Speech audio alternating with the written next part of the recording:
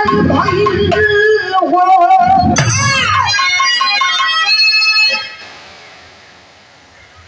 हो गई कहे कल फैशन में दुनिया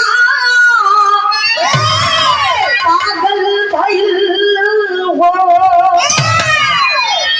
फैशन में दुनिया पागल भइल तब बाहुर बनैया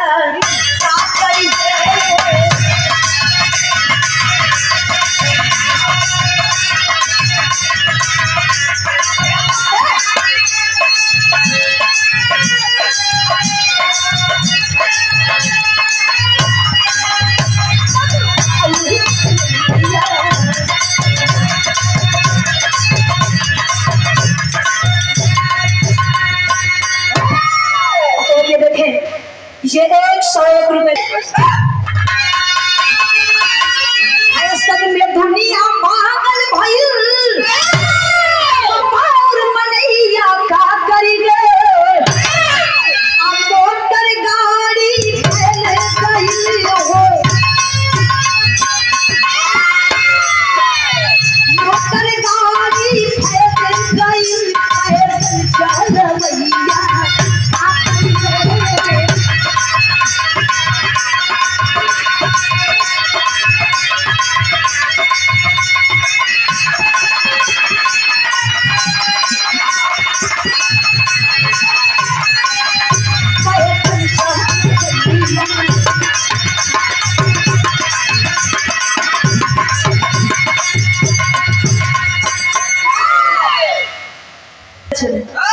कुल व्यवस्था लोग करे पैदल चल के लोग करे चले खोए चाहे कोनो व्यवस्था कोई चीज नावे खोए तो पैदल लोग चल के जाए लेकिन अब के लोगों ने अगर गाड़ी दिया लटवा तब तो भारी लगता जमाना कितना एडवांस हो गया कहे पर कैसे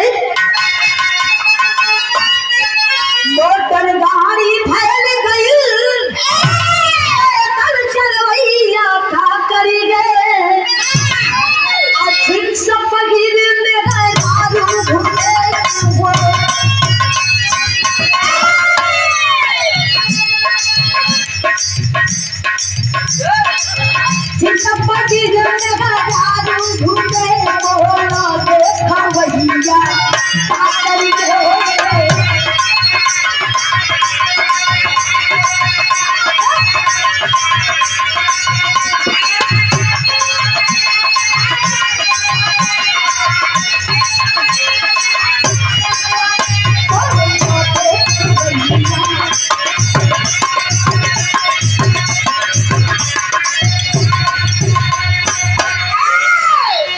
सुनने में आप लोगों के बेकार जरूर लगल हुई पर लोग आज भी नाच लिहाज बात कहीं कहीं देखे के मिलत बा देखे वाले खुदे मुड़ी नीचे करके धुल पहले के माता बहनों पर्दा में रहे लेकिन अब ऐसा समय आ गई माता बहन लोग ऐसे पहनावा बदल देलन कि देखे वाले खुदे मुड़ी नीचे करके धुल कहे पर कैसे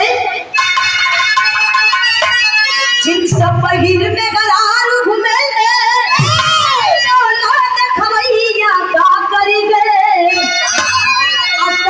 भसुर सब साथे घूमे हो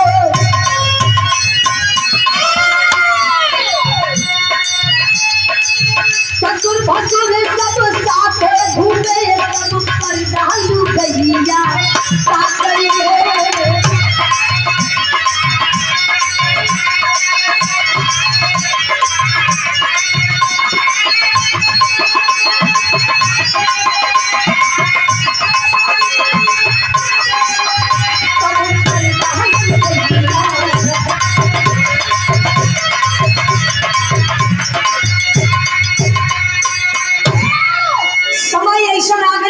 अपने भसुर के परछाई तक ना काले कबो चेहरा ना देख पावे लेकिन अब ऐसा समय आ गई पूरे भये जीन्स का पैंट पहने तो अब भसुर के बाइक पर बैठ के मार्केट करे जाते जमाना इतना एडवांस कहे पर कैसे मार्केट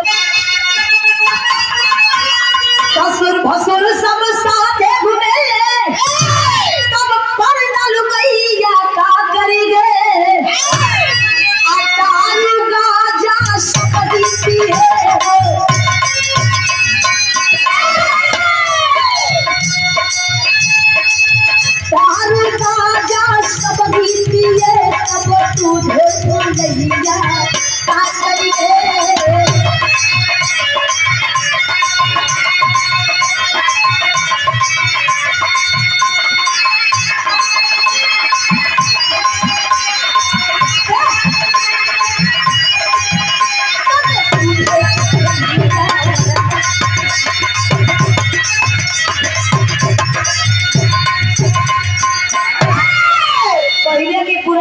दादा चाचा लोग 2-4 लीटर दही दूध खा के लोग पचा ले, वो लोगों के कब्बो कोनो दिक्कत नहीं होती। लेकिन अब के लोगन के अगर 1 लीटर दूध दिया गई जमाना इतना एडवांस हो गई, पहले के यार से कितना परिवर्तन हो गया। कहे तो कैसे मास्टर आज के नौजवान भाई लोगों के संकेत पर इशारा कर ये बहुत से सुधर जाए। तो दादा चाचा लोग झूठ कही के ना गए, सच्चाई रहे। कैसे मास्टर दारू गाजा सब पिए दूध मनैया का करिगे पियत पियत जब टेंशन होई हो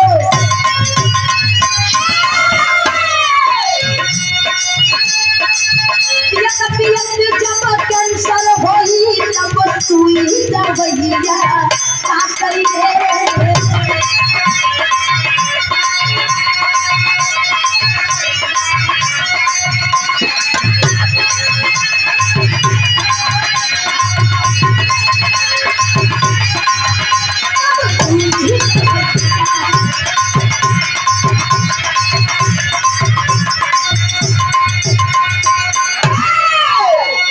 नौजवान भाई लोग तमाम नशा यूज लोग करेगा।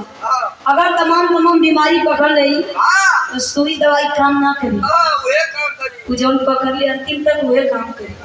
लेकिन कहे पर कैसे मास्टर पियत पियत जब कैंसर होई तब सुई दवाइया का करी गे ताकत के सब खेल खत्म भई।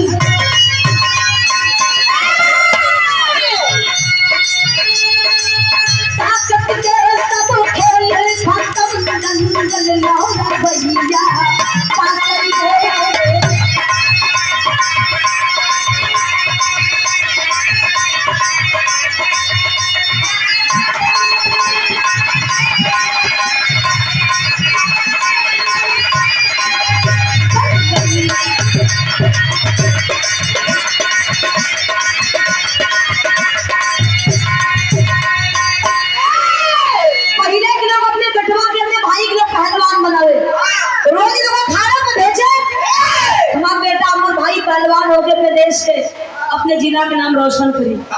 लेकिन अब के लोग पहलवान नहीं बना, अब वो खाली डीजे के पीछे नचवावत पड़े। कितना बढ़िया वो नाच में, कितना बढ़िया लड़का लूंगे नाच करेंगे। जमाना इतना एडवांस हो गया। कहे पर कैसे मास्टर ताकत के सब खेल खत्म दंगल लड़वैया का करीगे देश का सौदा नेता करे हो।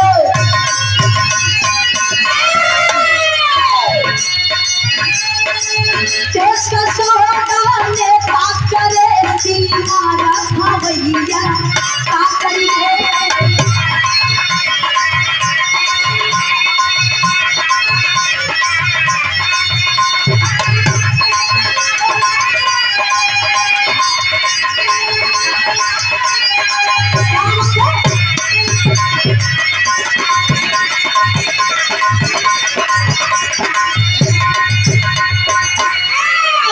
आए दिन आप लोग देखत बानी ये अपने देश खातिर अपने देश के जवान रोज शहीद होत पड़े, अपने देश के जवान रोज शहीद होत पड़े। खिरी लखीन उनमें आप लोग न्यूज में पेपर पत्रिका में देखबे कैली है। अभी काल परसों के बाद तो जब अपने देश के नेता जब देश बेचे को उतारू हो जाएगी तो देश के जवान आखिरी भाव कहे पर कैसे मात्र देश का सौदा नेता करे खवैया का करी गए असरस के गाना खत्म भइल हो।